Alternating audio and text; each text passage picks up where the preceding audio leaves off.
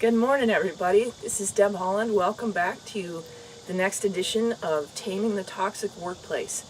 We've been in a fairly lengthy series talking about how to assess and deal with toxic workplaces. Today we're going to continue with setting realistic goals. And last time we talked about solving the problem in its entirety. Today we're going to talk about influencing the problem so that part of it is resolved. And that's good for you, the team, the organization, and your community.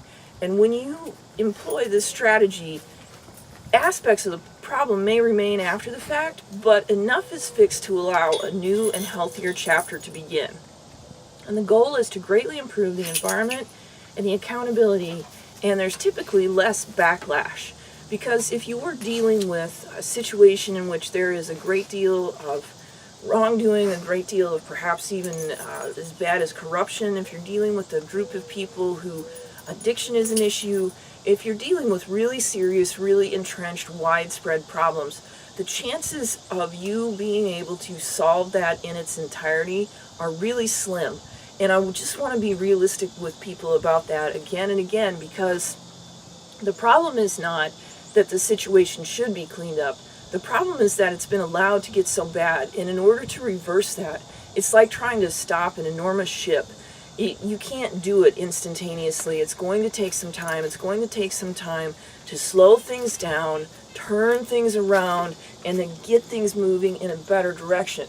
So sometimes the best that you can hope for is to make people think twice about wrongdoing.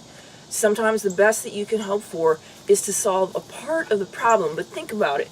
If the problems in a work environment are like a puzzle, maybe a big 1,000-piecer that's really complicated, really difficult, but you change some of those key pieces, you can change the entire picture. And that's what the strategy of influencing the problem is all about. And there's also, as we said, less backlash, because when you are trying to solve a problem at an organizational level, there are bound to be some people that are pretty embarrassed by that.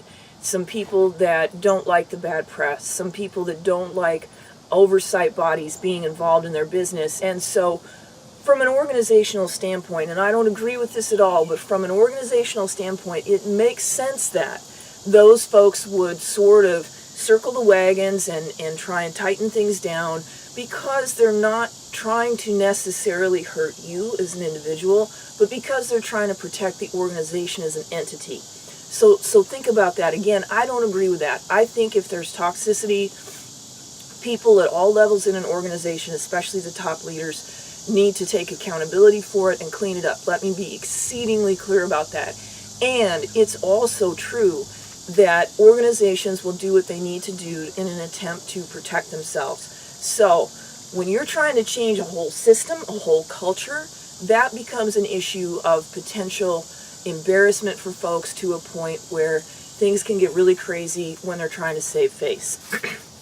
Lots and lots and lots of backlash for individuals who try and attempt, pardon my executive junior assistants as they're out doing their guarding jobs this morning while I'm videotaping. I have 3 beautiful dogs, and that's them in the background. It's a gorgeous day here at the marsh, so pardon the interruption. So anyway, when there's a large problem, there is bound to be a large backlash. If you're just trying to influence a part of the problem, and you leave room in some fashion for there to be a partial solution and a partial saving face for the organization, you may end up having much better results. And then the backlash is limited to the very few people who are directly impacted, the very few people who are committing the wrongdoing, or who are the most guilty out of a pool of people that are guilty. So influencing the problem so that part of it is resolved can be an enormously satisfying, enormously breakthrough level, quantum leap forward level move as a way to bring things into a healthier chapter and get that ship turned around. If you can get it turned around, sometimes that's your role in a conflict, is just to get things to shift, and then other people can take it from there in a better direction. So that's it for today. Just a reminder, my book, Taming the Toxic Workplace, you've got all the good stuff in here. There's exercises, there's examples, there's all kinds of stuff. This is a systematic approach for dealing with toxic workplaces, assessing the problem, the impact, and the strategies for moving forward. Thanks for joining me today. I look forward to seeing you next time. Have a great day, and my friend, be blessed. I'll be praying for you and your wellness in the work environment. Take care.